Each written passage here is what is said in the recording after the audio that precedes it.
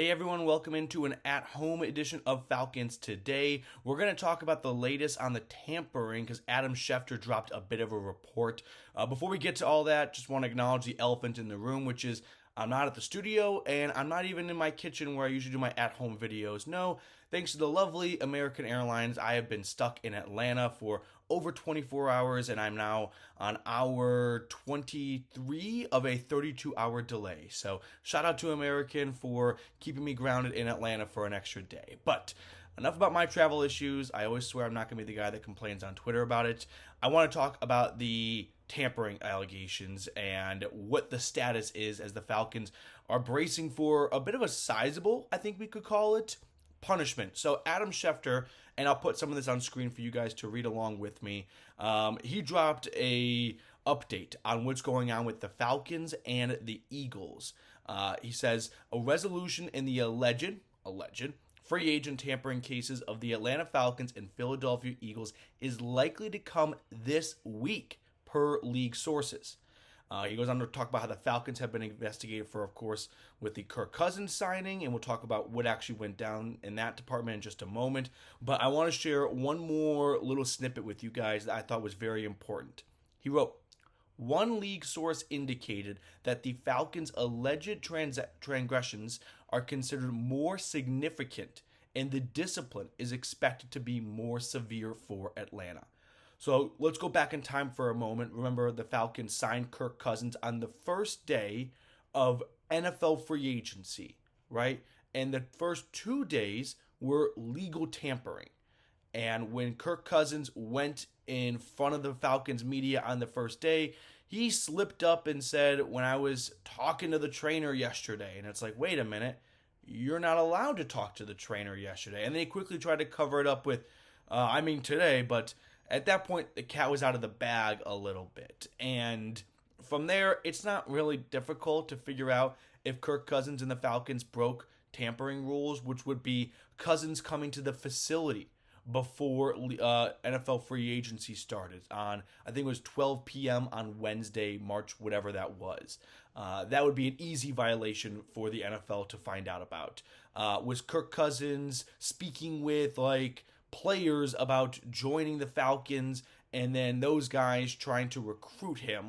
You can talk to free agents, but Kyle Pitts can't talk to Kirk Cousins and say, hey, Raheem Morris wants me to tell you this, but he's not allowed to tell you this. And there was the Kirk Cousins, Kyle Pitts, jersey agreement before he signed with the Falcons. So stuff like that. And now we find ourselves in early June, and I think lucky for Atlanta, they were not punished in this past NFL draft, which is likely what a punishment would look like, forfeiture of draft picks and a lot of fines, because if they were, the Falcons had an 8th overall pick and 2 third-round picks and a quality second-round pick, right? They had 2 picks in the top 45. So I think it's good news for Atlanta that they were not punished in this past draft, because hopefully the Falcons are better in 2024. Their draft picks are later, so the loss of a third-round draft pick in 2024 or 2025 NFL draft will be a lot less significant than a 2024 draft pick. Now, what could some punishments look like? The Miami Dolphins are the most recent example of a team facing punishments for tampering. Theirs was a lot more severe in their allegations. They were talking to Tom Brady. I think we can all agree he's a little bit better than Kirk Cousins. And they were talking, their owner was also talking to Tom Brady and Sean Payton. So kind of 2 violations right there. By the way, if you hear any bizarre noises, I'm at my future mother-in-law's and she has birds. So there's birds that chirp in the house. Don't get me started. So the Miami Dolphins, they were stripped of their first-round draft pick. They were stripped of a third-round draft pick, and they were fined about a combined $2 million. I don't think that's what's going to happen to the Falcons. I'm here to say I don't believe the Atlanta Falcons are going to lose their first-round draft pick, which we know I necessarily don't have the greatest track record this offseason, but I'm confident that Kirk Cousins is not going to bring the same level of punishment that Tom Brady and Sean Payton talking to the Dolphins over a long period of time. Whereas for the Falcons, it seems like they were chatting with Kirk maybe a few weeks before they should have, not over 12 plus months like Miami. So let's kind of remove the Dolphins for a second, or at least put them on the extreme end of punishments. Another example is the Kansas City Chiefs. Back in 2016, they were chatting with or 2015, they were chatting with Jeremy Maclin, who was the Eagles wide receiver, before they were allowed to, and they lost a 3rd-round draft pick, a 6th-round draft pick, and they were fined a combined, $350,000. So that's on the less extreme side. And I think Kirk Cousins is going to fall in the middle. I'm guessing we're going to see a boatload of fines, which to you and I don't give a damn about. Like, I hope it's all fines, because it's not my money. It's not your money. And Arthur Blank's a billionaire. So what do we care if he loses, $250,000? But it very well could be a 2nd-round draft pick. I feel like if there was a window for the Falcons and Vikings to kind of make their own little peace treaty, it would have been before this year's draft. We saw that last year, for example, between the Eagles and the Cardinals, where the Eagles defensive coordinator Jonathan Gannon, he was chatting with the Cardinals, who he eventually became the head coach of, before he should have. There were some phone calls being made that shouldn't have been made. And ultimately, those two teams just swapped 3rd-round draft picks, and the Cardinals moved way back in round 3. And I think there was one other draft pick going back to Philly.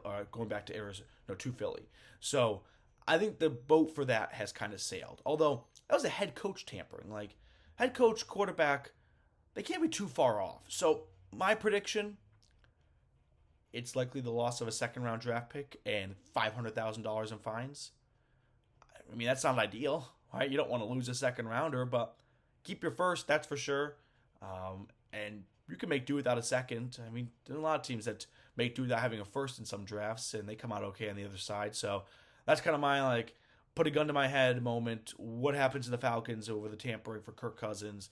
It'll probably be maybe a combination of a 2nd and a 4th, a 5th, something like that. But we should get an answer soon, according to Adam Schefter. So be on the lookout. Make sure to subscribe down below. You can get your predictions on what the punishment will be, allegedly, by the way. Just want to get that out there for this tampering allegations. And hopefully, American Airlines does not screw me, and I'm back in the studio tomorrow. It is Monday morning right now, and they already texted me that my 6:30 p.m. flight has been delayed. They just know 8 hours in advance it ain't happening at 6:33 anymore. So we're off to a very good start for Operation Get PD Home. American Airlines, if you're watching this, don't make people wait in the airport 12 hours and cancel their flights twice. Welcome to my TED Talk. Okay, I'll let you guys get back to your Monday mornings. Thank you guys so much for tuning in. Like I said, hopefully I'll be back in the studio soon. And if you like today's video, comment, subscribe, all that good stuff. And I'll be sure to see you all later.